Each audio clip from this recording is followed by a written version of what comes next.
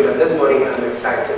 I've spent time observing you all, and even as I stand here, I'm looking into your eyes. Believe me, all of you, including those who are watching us virtually, and I see just one thing. You're full of dreams, and you're hoping to be the next big thing in the world. Is that correct? Oh, is that true or not? Yeah, put your hands together for yourselves. We are dreamers, we are dream makers. You will make it happen. And trust me, whatever your dreams are, they are valid. And that is why we are here to support you, to guide you, and to lead you. Because believe me, there are so many young people out there who are equally full of dreams. What they have not had is the wings to help them fly. But luckily for you and I, on a special day like this, two huge companies here in Ghana that think about young people, I'm talking about MTN Ghana and Ahaspora, have come together to provide you wings. So just as we see eagles soar because they have mighty wings, these two mighty institutions are providing you with wings so that you can fly. And there will be the wind behind your sail so that you can really soar. So on today's edition, we are looking at e-commerce, the trends, the opportunities, and how you can harness all of that to make your dreams come alive. So it is good that you came. Tell somebody it's good that you came. So please, tell us your name. Tell us about you. We want to get to know you. Okay, great. My name is Patty the strategist. I'm a marketing and sales strategist, and I like to say that I'm a badass marketing strategist. Yes. So yes. I love it. Yes, that's me. I help businesses scale. That's basically what I do. So if you're looking to grow your business and you're not following me on Instagram, then I don't know what you're doing with your time on the internet. Nice. So that's a brief intro about me. Fresh. So from the finance, let's move to the finance. Hello, good morning. Good morning. Yeah, my name is John Asabonde. I'm a writer. I'm a self-published author with one book out and another one upcoming in a couple of weeks. I'm also an entrepreneur. I currently run the first non-alcoholic bar in Accra. Matter of fact, in Africa, Eden Bar. Yeah, so I'm an entrepreneur, I'm a writer, and I do a lot of things in between. You do a lot of things. Once you bring the money. Not just the money, but purposeful, but anything that my hands can do or anything that That will create value can create value. and achieve purpose. So, I see that. Please put your hands together for the money. So, I'm sure the next thing on your mind is, how did they get to where they are now? Is that correct? You want to know how they got to where they are, so I'll start with you. Okay. I've been in marketing for close to 8 years. So I started working in marketing as an intern in a marketing agency in level 300. I went to Ghana University. And so right after school, my boss just pulled me. She's like, you're not going anywhere. So right after school, I did my national service there, and I worked there for about 3 years. And then I transitioned into working with small businesses. So I've been working with small business for the last 3 years. It's been a journey because what I do now in, let's say 3 years ago, was not something a lot of people were doing. For you to leave your corporate job that gives you security every month, you know that every month there's salary coming. When you're saying that I'm quitting and I'm going to start a journey that you don't know if it's going to work or not. But I took the step because I saw a gap. I saw a gap in the Ghanaian market. Everybody who, or most of the people who were providing services or marketing consultation services were providing it to the big brands. But there was nobody catering for the small businesses. And I believe that the small businesses are the future of our economy now. Right. They have the ideas, they have the resources. What they lack is the knowledge to push their brands. I always say that the difference between that multinational brand and your business is the money available to you. but the principles are the same. The efforts you have to put in, you have to apply the principles to see the results. So yeah, that's how I got where I am now. Sounds exciting. Lest I forget, friends, we are streaming live on Facebook and YouTube. So what are you going to do? What are you going to do? I didn't hear that. What are you going to do? Excellent. Share the link. So we're streaming live on my MTN app pause section. So if you've downloaded the app already, those of you who are watching, you can encourage your family and friends to download the my MTN pause section, the app, and then you can get to enjoy. We're also streaming on MTN Ghana and Ahaspora's Facebook as well as YouTube channel. I can see some of you are sharing the link. That's good. That's 2 shots for you. Those of you who are not sharing the link, what are you waiting for? Please do well to do that. Well, I come to you, Seth, to find out from you how you got here. Tell us about your journey. Okay, so for me, like I mentioned, I'm a writer, Right. and I've been writing since I was a kid. Essays, school competitions, all of that. I didn't really think I was going to pursue a writing career until 2018, when I had a story to tell and decided to write about it. But that aside, which we'll come back to later, I've also been very, very involved in the entertainment industry. It's an industry that I've had a lot of passion for growing up. So in university, I took up an intern job at Foresight TV, and then over there, I was just an intern doing social media, doing marketing, and then after school, I got employment with Black Avenue group of companies. And so I became a business manager at the record label. I was managing some artists, and then we set up a nightclub in Cantonese, and I was involved in all of that. So I'm saying that because it links to Eden Bar, and working in the industry for about 5-6 years, at a point I realized that everything at Accra revolved around alcohol. If a young person or anybody wants to go out and just have a good time, socialize, network, it's like alcohol was right there. Somebody is not there. At all. Even if you go to the bar and you ask the barman, Only but that's trust me, I bet this. So it's hard for us. very hard, very hard. And at that point I stopped drinking. And so I wanted a space like that for young people to still be able to network without those pressures. Right. So if it's not out there, I'll do it myself. And so that's how the idea came up. Wow. And then, after about 2 years, we brought this to life. Wow, that's impressive. So how have you used digital spaces? Like, do you have digital presence? How critical is it? How pivotal was it for you in your entrepreneurial journey? Right. So when I quit my job in 2020, this was early 2020, February, and my plan was to go and start a fashion brand. What I'm doing now was something I told myself, oh, I'll do it in the future.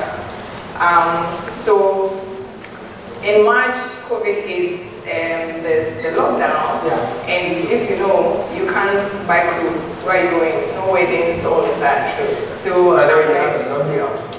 thank you. So I had to pivot. Right. So then I went back to my lecture notes, and then everything I studied in school, because I studied marketing in school, and putting it side by side what I had learned in the agency and working with the multinational brands, it made a lot of sense. Because when I was in school, I was learning to pass. So don't just learn to pass, please. I was learning to pass, but now I could see the reality in the principles, right? So I'm like, I see a lot of businesses I engage with on Instagram who lack this knowledge. So why don't I start sharing? So my entire business is built online. I do not have a physical office for the last 3 years.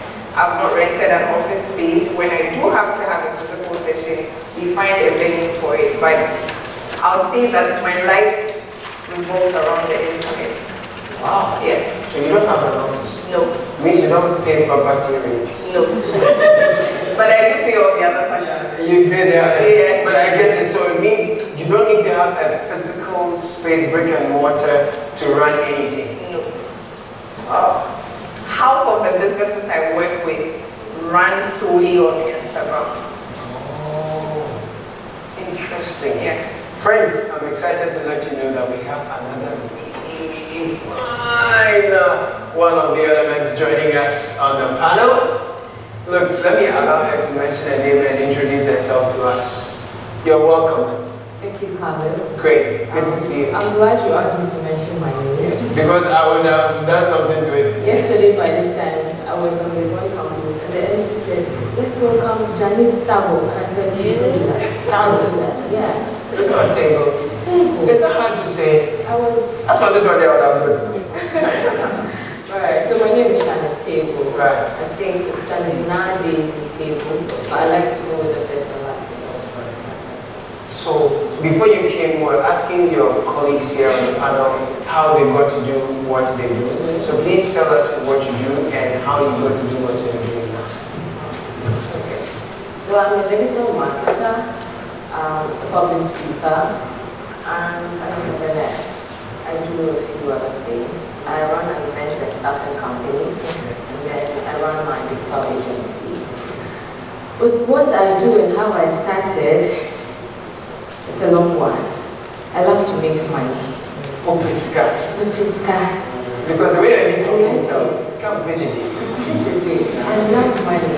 So I always try to do anything I can do to make money. That's how I started. Right from the university, my mommy could tell.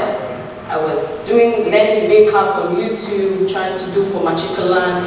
I was selling ice cream, but I branded it. It was called Corn Smoothie. Hey, corn smoothie. Yeah. Ice cream can go off you. Corn smoothie. I was selling it to my colleagues and they loved it. Right. I got to a point, that's where media started. I started presenting campus vibes. Okay. Then Ashland also came in. But something You were happened. Ashland? Yeah, I was Ashland. For money? Yeah, for money. Right. And then my last gig was with Vivo Energy at Mozambique. And the agency that recruited me did something and it was so bad. I was angry, I went back and I said, I'm going back to set up my own agency and do it the right way. And that's how come Ahaspora came about. Wow. Yeah. Please, round of applause. So then, do you use digital spaces? Are you present on digital spaces? And how pivotal has it been for you in your entrepreneurial journey? I'm so glad to have been in this e-world in my prime. Because as Patty said, I don't have an office. What's your sad? I don't have an I'm office. renting more than It's too much. I live with my parents, and if my daddy can gracefully give me a room to use as a home office, what is an office space for? Right. So I do everything right from there. I'm here with a Wi-Fi. And I'm good. No, switch to the yellow family is better. I should switch there. We'll take better care of you. Why you're out? Salvation is here. Never. Good stuff. Never. Alright. So for those of you who are big on the digital online spaces, how did COVID disrupt your business? For me, COVID was a blessing. Oh, it was a disruptor. Did you hear that? She says COVID was a blessing. That was a pandemic. Yes. Oh, let me address it. So you always have to look at the silver lining in situations, because when the world shuts down, I was able to sit at home and create content. So there was a period where I was going to actually launch my brand as the strategist prematurely because I was in a hurry to make money. I had quit my job, I now was may pray. So that's point number one. Don't be in a hurry to launch things just because you need money. My phone mysteriously got stolen, and I'll say that was God. Was that a cycle? No. In my neighborhood. And so that was the 3 months of my life that I called the incubation period, because that was the time I went back to my lecture notes. I went to study marketing with a fresher perspective of sharing and implementing for people to see results. So that 3 months, I used it to batch create content. So I went offline in April. I came back in July. And when I came back online, one of my friends was like, so all you needed was a phone? Because every single day since I came online, I was putting out content. So that 3 months of dryness was time for me to build enough content for me to just be pushing out for people to get their attention that, oh, there's somebody out here that is sharing tips, strategies for us to go our businesses, and when we implement it, it's working. So that's why I say that COVID for me was not a curse, unfortunately. And sorry to everybody that COVID affected negatively, but for me, it was a good thing for my. You have to pay that to the rest of us who are affected. So yeah, how about you? Because then I'm hearing 2 stories, online based. Yours, you also use a lot of online, but you have a physical space. We do. You have an eating bar. Yeah. So how did COVID affect things? Yeah, luckily when COVID hit, Edinburgh was not operational yet. Or was it? So I can't speak to COVID impact that directly. Right. But I sympathize with what she's saying, because I think COVID is a blessing in a way. It helped people move online. People started to realize that there are a lot of meetings you don't need to go physically. There are a lot of businesses you don't need to deal with the physical sense. You could just go online and access anything you wanted. Go online and have a virtual meeting to discuss whatever you wanted. And that's how Zoom even became as big as it is. So COVID really shifted the economy from being fully physical to a more online and e-commerce nature. Okay. Since you all use this online business, tell me the trends and the opportunities therein. And let's get down to the tools you use to create the sort of content you create online. So someone says, okay, I need to get the latest version of the most sophisticated mobile gadgets to start this. So if I have something very basic, I cannot do anything. You know, what are the trends? What tools are you using? What are you seeing?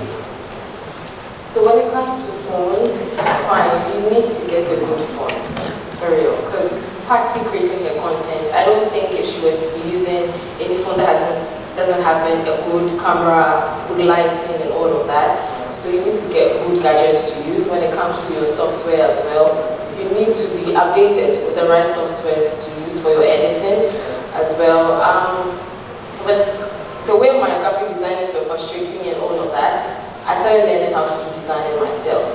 So I have some graphics I do myself, Canva Premium, I'm able to do everything myself. So you realize that if you are not savvy enough to be researching to know what's on, what can be used and all of that, you miss out unless you see people using it and then you hop on as well. So yeah. I see. What about you? What tools are you engaging in? What tools do you use the most? Yeah. So luckily for me, I also have a graphic design background. I actually have another company that has full branding, graphic design, website design. And so technology has been my playground. I use Photoshop, I use Canva, and then on social media, what helps me buy a lot is Twitter. You know, Twitter is an opinion-based site. Yeah. That street, is it safe? It's a dangerous street, but you need to know how to maneuver around.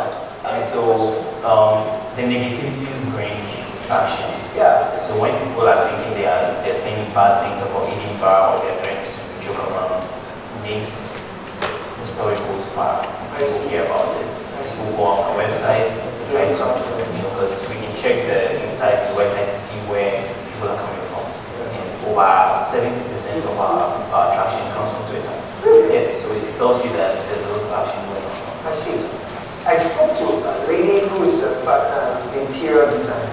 She started from school, obviously did national service, wasn't getting a job, but she was passionate about interior design, so she spent a lot of time learning online and decided to make some money out of it. Money wasn't coming, so she decided then to be creating content and be putting out there like how you did. And she tells me that, look, if you're creating content that educates people about a profession or a niche area, you get 0 reactions. Is that correct? Like, you think you have written sense, smile on Facebook, nobody will even smile at you. Yeah. Then you say, oh, Saturday you are going to your are going to wear big tees and sliders and cook at 2 a.m. That one you get a lot of reaction. How did you encounter such a thing? How did you navigate your way through? So you have to pay attention to consumer behavior, right? We don't necessarily come to social media to be educated. That's our primary reason. Right. When you are downloading Instagram or Facebook or whatever, you didn't download it to get lectures. Yes. So you have to make sure that the content you are putting out fits into the kind of information or the kind of reason they are on the platform. So educate us, but in an entertaining way. So if you realize that your big T and sliders fly, then why don't you educate us in your big T and sliders?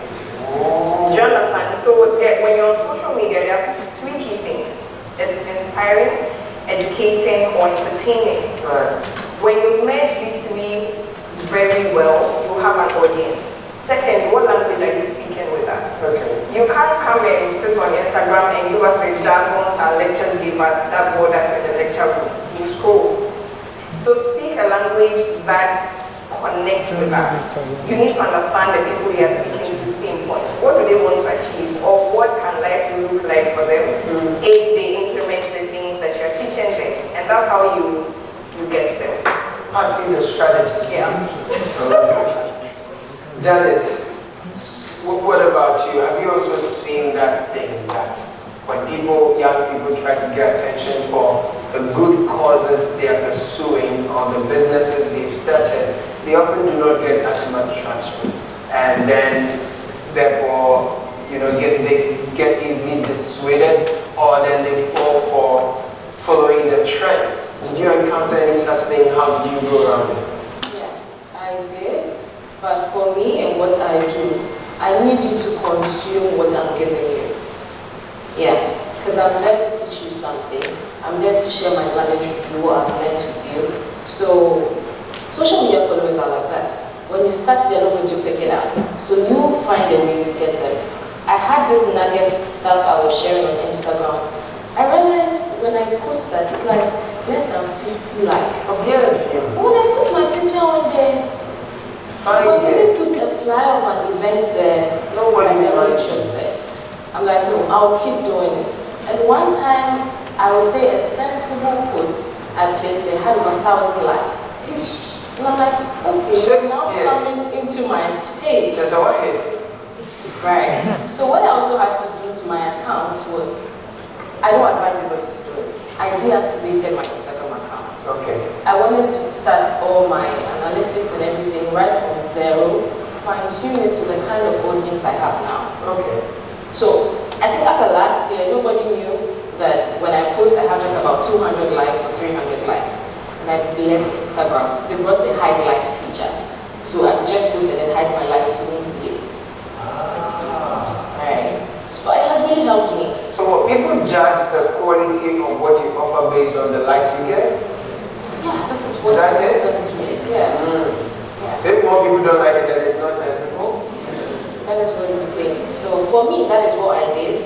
And my profile, everything is working now. I had to run away from Instagram for some time and move to LinkedIn. I came back and everything is okay. There's balance. So I'm good. So I personally, when it comes to e-commerce, I like to touch what I'm buying. I like to feel it. I like to be comfortable in it before I pay for it. Because some of us, the way God made us, we don't get our size on the markets. Do you understand? It's either too short or too big. But then, for those who do buying online, I do realize that sometimes they are told to pay on delivery or something like that. Is that what you see? So you pay and they're supposed to bring it to you. But sometimes you make the payment, you call the lady who was speaking so nicely to you, and she has actually blocked you. Anyone experienced that before? Well, let me see your hand if you've ever experienced that. Oh, and then one brain, sorry. So how do you build trust doing business online? Let me start with you, sir. Yeah, it's all about personalization. You should be able to personalize your business to gain trust. Because once it seems robotic, nobody even wants to engage with you in the beginning. And so you need to have a human factor to it. And so if, for instance, you're selling things on Instagram, there's no harm in putting yourself out there, showing your face for people to understand that there's an actual human being behind the business, and it's not just robots working. And also reviews. One thing that helps with especially Instagram business is that when you have a lot of reviews, that shows people engaging in your services in the past and being satisfied with your service that you provided. Some of those things can really ease down the risk factor involved. But yeah, I don't think it should deter you from purchasing things online. You, the buyer, also needs to do your research. When you're going to buy anything on a website or a platform, you need to go through and ensure that this is something you can trust. And you can do that by looking at their previous posts, following the trends to see even if it's a new page. Because Instagram, some people just create pages for like 2-3 weeks and then start selling. But you don't buy things from a page that just set up 2 weeks ago. Okay. You should be able to see that this page has been in existence for maybe 48 weeks or 15 weeks or even a year. Then you can build trust. And if you just started the Instagram there, you can't hope to make any money on that. Yeah, that's a challenge to the new people as well. Patty, you are the strategist here. So if I'm going to create an Instagram account to push my business and I'm new, how do I harness that space to make a sale and get people to be confident in me? What strategies will you share with us? So the first thing I would say is that before you come online, make sure that you've done some groundwork offline. Okay. Right? So John mentioned reviews. So you have friends, you have family, let them test the products, let them go through the process. Let them use whatever service or products that you have so that you have a bank of reviews sitting there for you. In other words, you need to get food soldiers. Food soldiers, that's the first thing. Because like you said, because of how people are being scammed on Instagram these days, it's easy for somebody to see a new account and say that, no, I'm not going to buy from you because, I don't know, you are even saying that it's an online shop, you want me to do payments before you deliver, let me just shy away from that. So having reviews, having real people validate you is one of the key things. Another thing is that please don't look at what other people are doing and let it affect you. They were on the streets before you came. So they definitely have some experience. Identify that you're a baby. You can't compare a baby that is crawling to somebody who is walking. That your mates are walking, why are you not walking? You can't do that. So don't compare yourself to what the big brands are achieving in their lives and their followers and all of those things. Yesterday I was having a conversation with somebody and she said her growth metric is the money in her bank account, not her Instagram followers. And I think it's a very good mindset to have, because if you follow Instagram will stress you out, right? So make sure that you are showing us the things that you are offering to us in the best way possible. So pictures, videos, if it's a service that you are rendering, turn on your camera and speak to us about it. Tell us the benefits you are going to get from the product. Your bio, your profile picture, the information you put in your bio, the highlights, I call that your billboard. Okay. Once I slide or I see a sponsored ad, or maybe Jamis gives you a shout out and I say, oh, let me check this profile out. That's the first thing I see. Your profile picture, that information there, and the highlights. A lot of people pick or they make a decision from that point. So communicate the value you are offering to the market in that space. Do you want us to come to your WhatsApp to order? Put the link there, right? It is basically making life easier for people. People shop online for convenience purposes apart from the products that you are offering. So ensure that your Instagram is also offering that convenience. There's something businesses do. Somebody maybe will put the price in the caption and the person will come and ask. The energy you used to say, I've written it in the caption, use that energy to repeat the price, right? No, but that's dicey, right? Because also, besides the annoying attitude of some can be very intransigent. So you put out the price for something you're selling online, and another person says, I deal with. Maybe 50 Ghana cedi.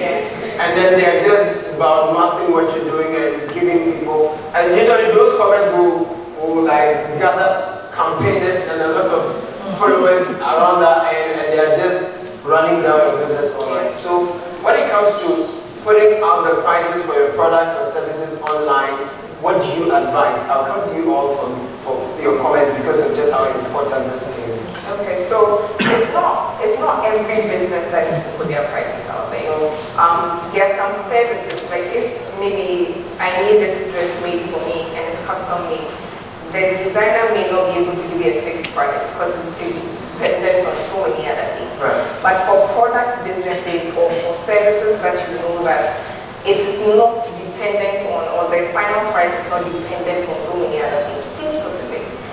Reason being that price is a key factor in the decision-making process for consumers. It's very, the Ghanaian market is a price-sensitive market. So they need to know that, okay, I can afford it. Because once you don't put the price, first of all, some of them are shy to enter your DM. Because when they enter your DM and they will say, I'll get back to you.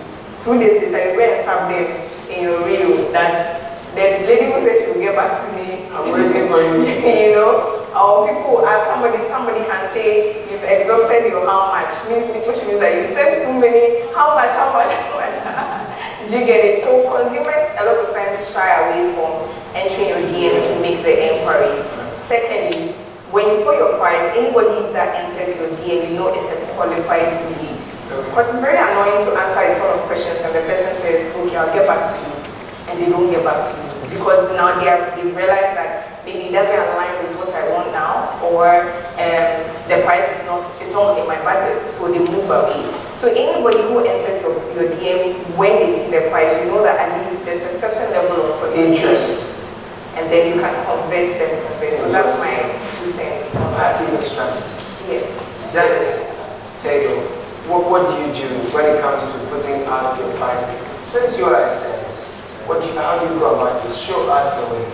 Okay, to add something to what Matthew said, maybe because I'm very much interested in position, I think brands should do well to give out a good product or service to start with.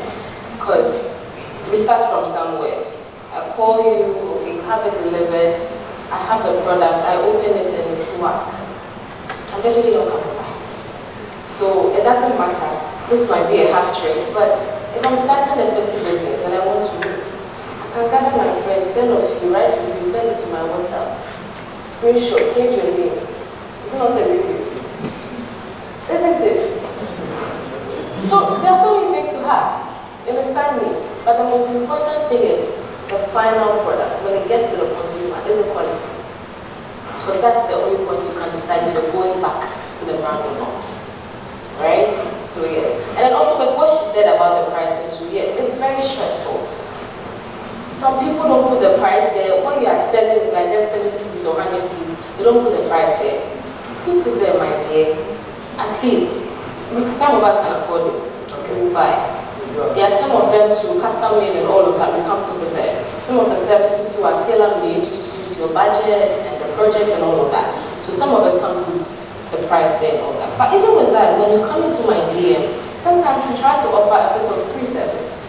Let's say you do some custom rules for brands. You come, okay, I can do the first 2 for you. Just look at it, see how it moves for free. If you're okay, then I have another package for you as well. If you want to go with it, we are good, we are great. I mean, it kind of attracts. Ghanaians like free stuff though, and they like quality stuff as well. If it's bad, they will drag you. They will really drag you. Yeah. John, there's the part of these two are into services. For those who are into products, sometimes you package the thing well, it's a good quality product, but the delivery guy, by the time you get to Begis with the pizza,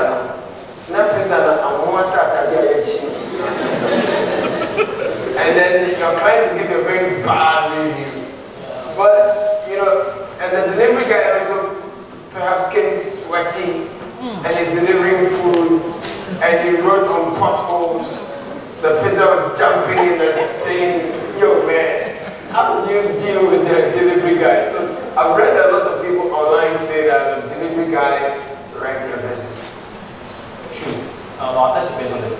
factor because the thing you mentioned about putting the price out there Yes. and people come and say, hey, this is 20 cities. We had the same experience with eating bar.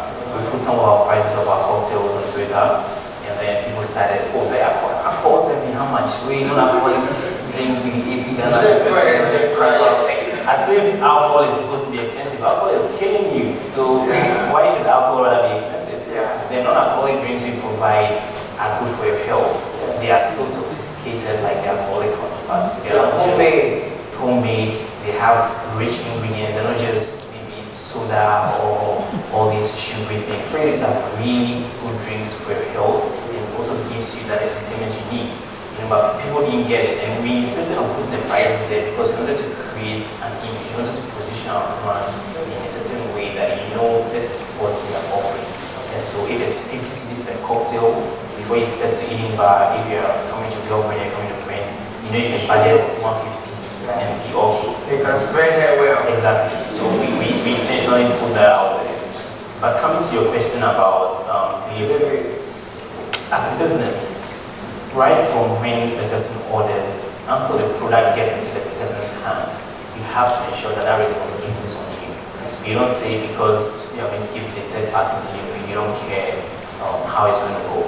And so there's this cake maker online. She insists that she will not use a motorbike to deliver your order.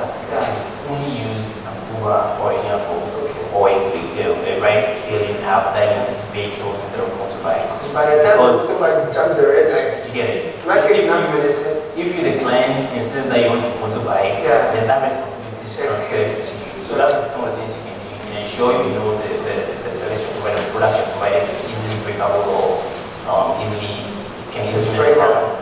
Then you ensure to find a suitable method of delivery, just to ensure that your brand is still key. And then you are carrying that responsibility to make life easier for your clients. Guys, do your clients like to pay for delivery or they want you to pay for them? Say again? It's such a very awkward thing that my friends who run their businesses have with their clients where, you've ordered for something, I've made it for you, it's your responsibility in the first place to come pick it up. If you have walked into the shop, you would have spent on your transportation to go get it. But as I've made it for you, you have this entitlement mentality that I should pay for you. If I'm a startup and I'm just starting out, I may not have that. Do you suggest that I should add delivery to my prices or I should explain things to people, such intransigent clients? How do you deal with the practical strategies? The first thing is that you can't please everybody, right? So if factoring that in your cost is going to bring down your business, then please stay away from it. And position your marketing to the people who have already caught on to the fact that we are in an e-world, as Janice said, and you have to pay for the convenience, honestly. So please, any customer that was stressing about delivery, unfortunately, so you can't they got go. Right. Your take on this?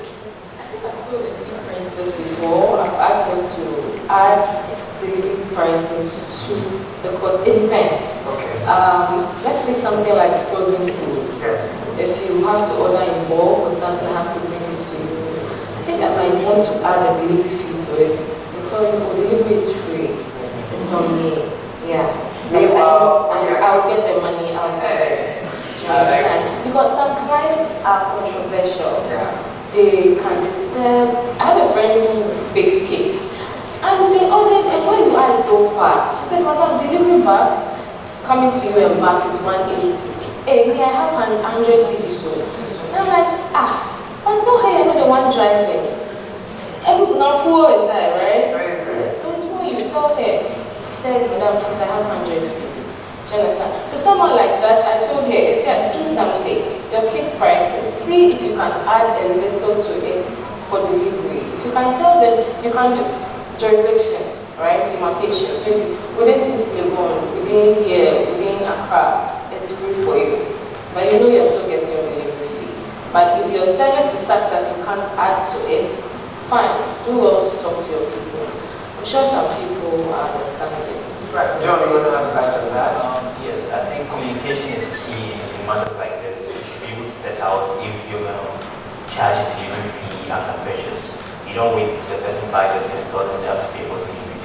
So if you have those things clearly, it can cut you the stress. But also there are some ways you can handle it, especially for food businesses these days, because we have like right, we have delivery solutions like Bolt, Global.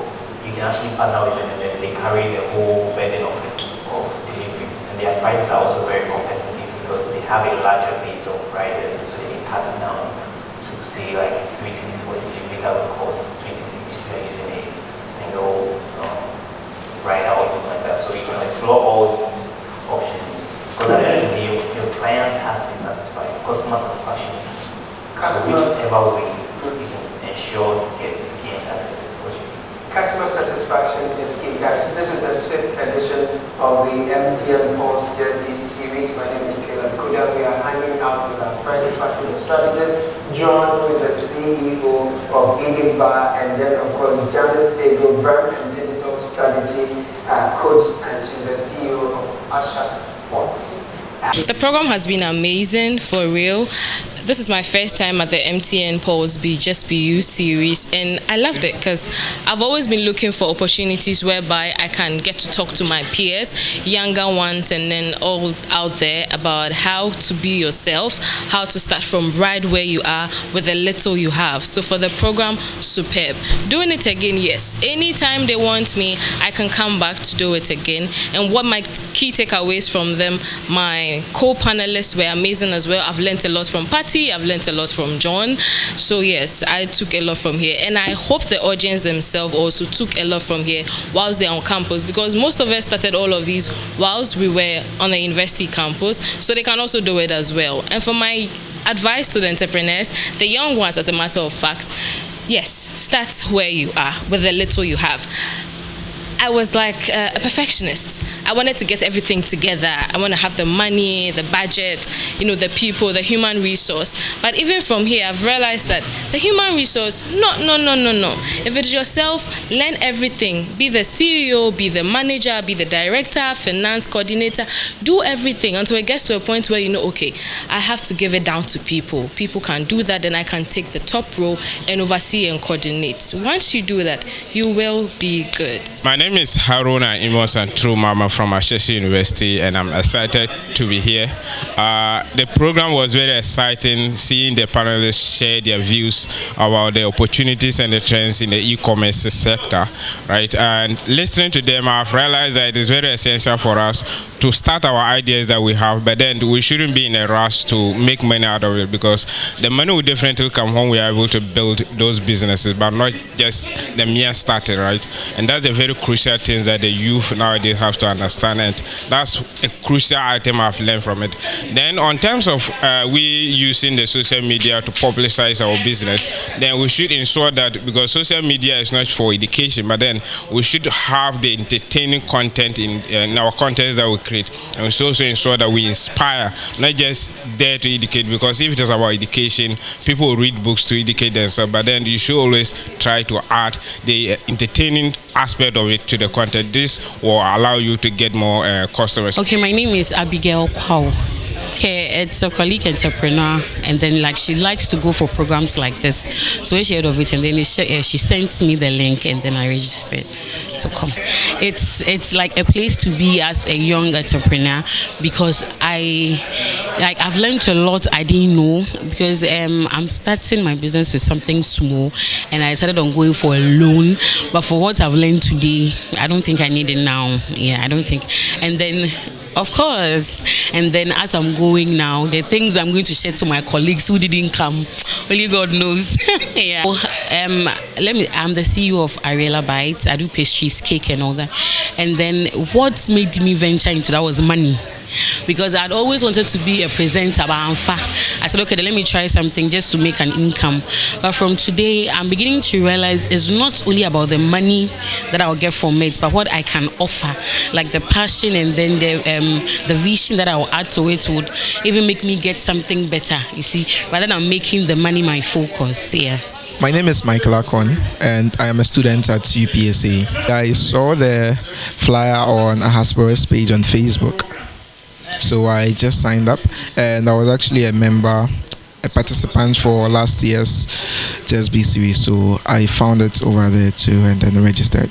Well, I learned about the e-commerce space, the opportunities over there. Thankfully, our speakers or our panelists talked about some of their experiences being in the e-commerce industry, some not having physical offices and relying solely on the internet to make money, and so it's been very great today.